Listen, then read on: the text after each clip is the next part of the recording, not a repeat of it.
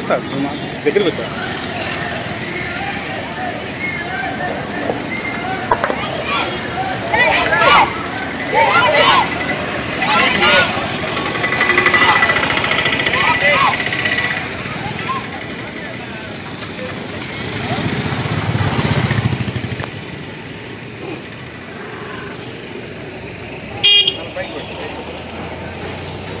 ఈ మధ్య కాలంలో కొత్త నినాదాలు మనందరం కూడా మన దరిద్రానికి కొద్దీ వినవలసిన అవసరం వస్తుంది. ఏమిటి దరిద్రము అంటే క్రైస్తవుల ఐక్యము కాండి, హిందువుల ఐక్యము కాండి, ముస్లింలు ఐక్యము కాండి అన్నటువంటి నినాదాలు, ఏ మతము వారు ఐక్యత కావాలన్నటువంటి నినాదాలు. ఇది సరైనటువంటి నినాదాలేనా? ఇవి భారత రాజ్యాంగంలో పరమత సహనము అన్నది ఎప్పుడైతే నశించిందో అప్పుడే ఇటువంటి మతాల ఐక్యత కోసము ప్రాకులాడతాము. మన మతాన్ని అన్నిటిని కూడా కలిసి జీవించుకునే ఒక అదృష్టము మన భారతదేశంలో లేదా అన్నది మనందరము కూడా ప్రశ్నించుకోవాలి. అన్ని మతాలు కలిసి జీవించడానికే ఈ యొక్క భారత గడ్డ. ఎందు గురించి అంటే ఏ మతమో ఐక్యత కావాలి అంటే ఆ మతానికి ఏదో బాధ కలిగింది. ఒక మతము రోడ్డెక్కింది అంటే ఆ మతానికి ఏదో నొప్పి కలిగింది. నొప్పి కలిగిన వాడే రోడ్డును పడతాడు, బాధ కలిగిన వాడే రోడ్డు ఎక్కుతాడు. ఎందుకు ఈ మిషనరీస్ గా వారి దేశాలు వదిలిపెట్టి విద్య అందించాలని, వైద్యం అందించాలని, కుష్ఠరోగులను బాగు చేయాలని మన మధ్యకు వచ్చినటువంటి వారి యొక్క ప్రాంతాలు విడిచినటువంటి ఈ యొక్క మిషనరీస్ ఎందుకు రోడ్లు ఎక్కాలి? అంత అవసరం ఏమిటి అంటే ఇదిగో వారి నమ్ముకున్నటువంటి నమ్మకాన్ని, వారి నమ్ముకున్నటువంటి మతానికి తూట్లు పొడవటమే. మనందరికీ కూడా ఎందుకు క్రైస్తవులు మాత్రమే ఎందుకు ఐక్యము కావాలి, ముస్లింలు మాత్రమే ఎందుకు ఐక్యముగా ఉండాలి, హిందువులు మాత్రమే ఎందుకు ఐక్యంగా ఉండాలి? మనందరం భారతీయులమే. మరి భారతీయులందరూ ఐక్యము కావాలన్న నినాదం చేయాలా, లేకపోతే ఏ మతానికి సంబంధించిన వారుగా ఐక్యంగా ఉండాలా? ఇది మన యొక్క భారతదేశపు యొక్క పురోగభివృద్ధి ఏమవుతుంది? అందుగురించే ఇదంతా కూడా మతాల మధ్య చిచ్చు పెట్టి పబ్బం గడుపుకునేటువంటి వ్యవహారాలకి స్వస్తి పలకాలి. ఇదిగో ఈ యొక్క కానూరు విచారణ ద్వారా, విజయవాడ మేత్రాసుల్లో ఉన్నటువంటి కానూరు విచారణలో ఈ క్రైస్తవులందరూ కలిసి ఈ యొక్క బ్యాలెన్స్ పట్టుకొని ఎందుకు రోడ్డెక్కారు అంటే ఇదిగో ఒకటి చెప్పటానికి, మతాల మధ్య చిచ్చు పెట్టడం వద్దు, మతాల కొట్లాట వద్దు. భారతదేశంలో అన్ని మతాలు జీవించటానికి ఒక హక్కు ఉన్నది. ఎవరి హక్కును ఎవరు కాలు రాయవద్దు, ఎవరిని ఎవరు బాధ పెట్టవద్దు, ఎవరి మతాలను ఎవరు రెచ్చగొట్టవద్దు. నాయకులు కూడా దయచేసి మీరందరూ కూడా మతాలను రెచ్చగొట్టే ఒక ప్రసంగాలు ఇచ్చి ఇదిగో ఇలా పబ్బము గడుపుకునే కార్యం అన్నది ఎప్పటికి కూడా ఒక మంచి నాయకుడికి ఉండవలసిన లక్షణము కాదు.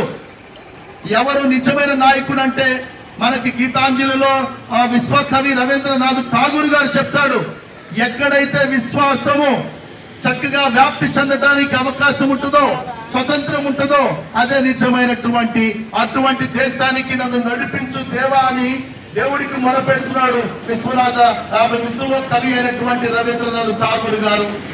ఎక్కడ అటువంటి భారతదేశము మనకు రావాలి. ఒక దేశము శక్తివంతమైనదని ఎప్పుడు చెప్తారు అంటే ఎప్పుడైతే ఆ దేశంలో ప్రాథమిక హక్కులు కాపాడబడతాయో, ఎప్పుడైతే ప్రాథమిక హక్కులకి కాపాడబడటం అన్నది జరగదో అప్పటి నుంచే జనాలు రోడ్లు ఎక్కుతారు.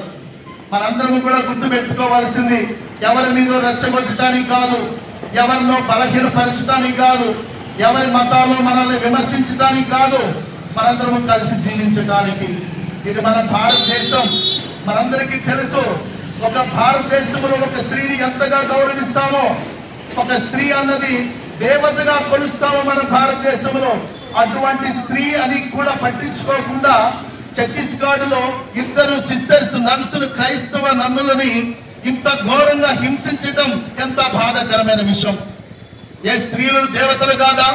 వారు మనకి ఏమి గొప్ప సేవలు చేయడానికి, పెళ్లిళ్ళు ఏమీ లేకుండా సేవ కోసము సమస్తాన్ని కూడా త్యజించుకొని మన మధ్యకు వచ్చి విద్యను అందించడానికి, వైద్యను అందించడానికి, కుష్ఠరోగులు సేవ చేయడానికి వచ్చినటువంటి ఆ యొక్క నర్సు మీద ఇంతటి అక్రమమైనటువంటి అరెస్టులు ఎంతవరకు న్యాయమని మనందరం కూడా ప్రశ్నించాలి. ఇది కేవలం క్రైస్తవుల మీద జరుగుతున్న దాడులే కాదండి. మతాలు రెచ్చగొట్టి మతాలు ఐక్యంగా ఉన్నాయి అంటే మిగతా వాటి మతాలని ఏదో చేయటానికే ఈ ఐక్యత. దయచేసి మనందరం కూడా క్రైస్తవులు ఒక్కళ్ళే ఐక్యత కాదు, భారతదేశంలో ఉన్న అన్ని మతాలు ఐక్యంగా ఉండాలి, అన్ని మతాలు కలిసి ఉండాలి. ఎవరి మతాన్ని వారు నమ్ముకోవాలి, ఎవరి మతానుసారంగా వారు జీవించాలి. దాన్ని వ్యాప్తి చేయడానికి ఒక చక్కటి రాజ్యాంగం మనకి ఇచ్చింది. ఈ రోజు చేసినటువంటి యొక్క యాత్ర మామూలు యాత్ర కాదు. ఏమిటి యాత్ర అంటే, ఈ యొక్క యాత్ర ద్వారా, ఈ ర్యాలీ ద్వారా మేమందరం ఒకటే చెప్పాలనుకున్నాం. మనందరికీ కూడా మత హక్కు ఉన్నది, మత స్వేచ్ఛ ఉన్నది. దాన్ని కాపాడుకోవాల్సినటువంటి యంత్రాంగమే మన ప్రభుత్వాలు. దయచేసి ప్రభుత్వాలు మరి యంత్రాంగం అన్నవారు మాకు ఈ యొక్క సహాయాన్ని కల్పించండి. ఇంత మంది తరపున మేమందరం ఒకటే అర్థిస్తున్నాము. క్రైస్తవులని అర్థం చేయాలనుకోవటం పొరపాటు. ఇది ఎక్కడి నుంచో వచ్చింది కాదు. ప్రేమను చాటి చెప్పేది, సహనాన్ని చాటి చెప్పేది, క్షమాగుణాన్ని చాటి చెప్పేది. అటువంటి విలువలు మనందరి మధ్య, మన భారతావనిలో ఇవన్నీ కూడా వికసించాలి అని కూడా మనందరం ప్రార్థన చేద్దాం. ప్రత్యేకించి క్రైస్తవుల మీద దాడులు చేస్తున్నటువంటి సందర్భంలో మేము ఇదిగో ఈ విధంగా మా యొక్క నిరసన వ్యక్తపరుచుకున్నాం.